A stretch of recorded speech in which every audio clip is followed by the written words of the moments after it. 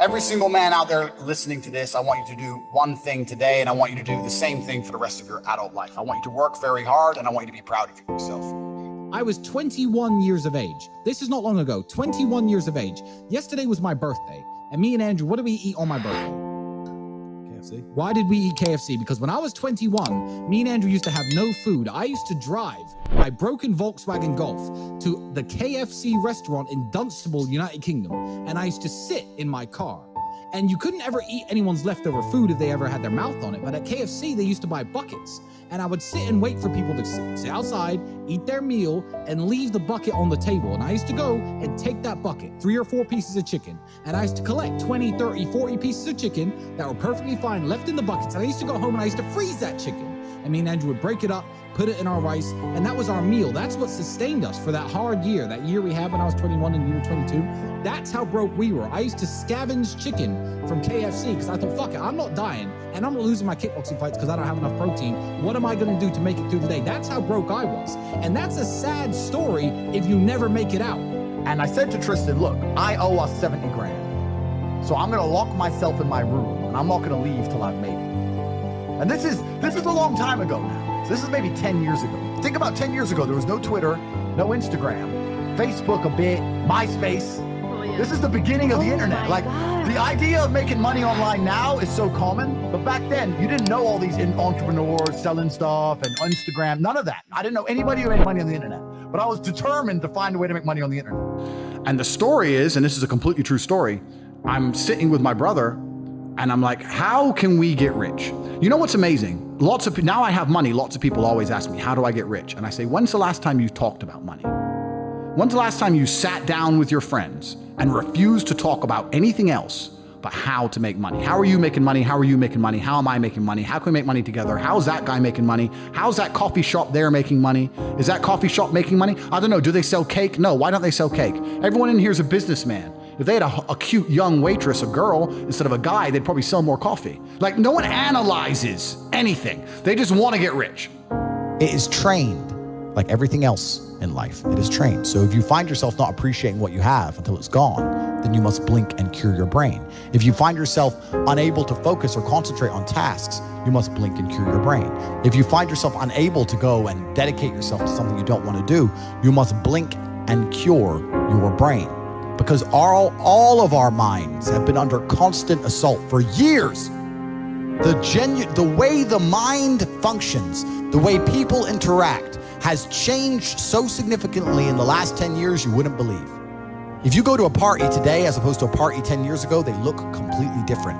People are acting differently. People are on their phones now than ever used to be. Even now, people will go to places only to get an Instagram picture, even if they don't enjoy the place. It's all about pretending they're having fun as opposed to actually having fun. The entire paradigm of society and how we interact has now changed. The only person who could ruin that is you. Most of you are happy to be losers part-time. You want to escape. That's why you join. You don't want to be a loser anymore. But then that new video game comes out. I'll just play the video game. I'll just be a loser for 2 more weeks. Then I'll get back to trying to escape the matrix. It doesn't work that way because you jump in and out of complacency. From I'm happy to be a loser and do loser things to I can't be a loser anymore. When you jump in and out, you never get momentum. You cannot quit. You cannot give up. You need that momentum to break free. When a rocket is flying out towards the moon to escape the atmosphere, it doesn't fucking pause halfway up the sky, does it? No, it keeps going. When I say depression isn't real, I'm saying that because I don't believe in things that can take away power from me. If I believed in depression, I would have been depressed in jail. But I can't be depressed if I don't believe in it. If you don't believe in ghosts, how can you be haunted? You have 2 people in a haunted house. One believes in ghosts, one doesn't. There's a knock in the night. One wakes up, calls an exorcist, is terrified, looks for a ghost. The other guy doesn't believe in ghosts. Knock in the night, goes back to sleep. It's the belief in the ghost that gives it the power. If I don't believe in depression, the number of people who would attack me defending depression, this is why I didn't understand. Right. You say depression isn't real, but depression's ruined my life and it's super real and it ruined my life and I lost my marriage. I'm like, if I told you it wasn't real, you should be coming to me saying, tell me how it's not real. Please help me with my depression. Why are you trying to convince me that it's real? Why are you sticking up for it? And why are you defending depression? And why would I adopt the thinking of someone who's sad? Why would I? You're gonna convince me to take your worldview. You just told me your wife left you, you're fat, and you wanna kill yourself. And you want me to sit here and go, with my perfect life, and go, you know what, I wanna think like this guy. So to be a successful man, because let's break this down a little bit further. Success is the most overused word. Because we talk about success. Well, this guy, he's really successful. Not these motherfuckers are successful. So let's say I'm working at a company. Yeah, I'm the big boss. Let's say I'm a guy, I go college, I go university, I go to this company, I work. I become a manager. I'm on $150,000 a year. I got a company BMW, and I wear a suit, and everyone at my job does as I say. By all measures, I'm a success now. But here's the truth. When I leave that company, no one gives a fuck about me. I'm a nobody outside of that one building where I'm a little bit important. Success for a man actually comes in many realms. It's actually nothing to do with being good at your job. So as a man, you have to wake up and think, okay, everything I want, other men want. I have to outcompete every other man to get it. So how am I gonna do that? Am I gonna do that by living in the moment, ignoring my phone, having a fun picnic? If I'm stressed or I'm frustrated, then I understand it's my time to perform.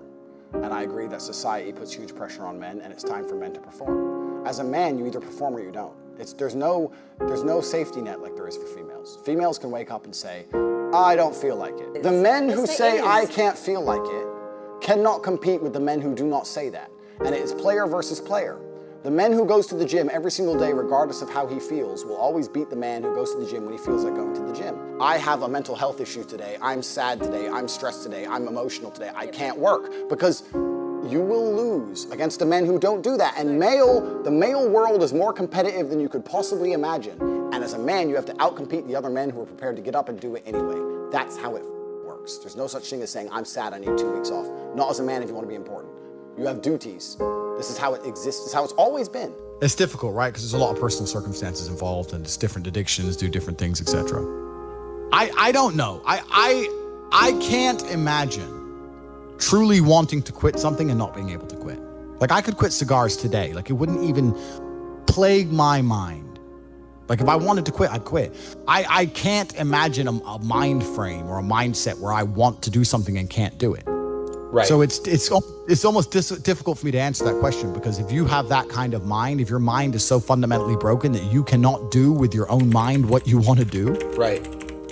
You know, like that, then you're just fucked, right? Life is hierarchical. There's always going to be kings and there's always going to be peasants.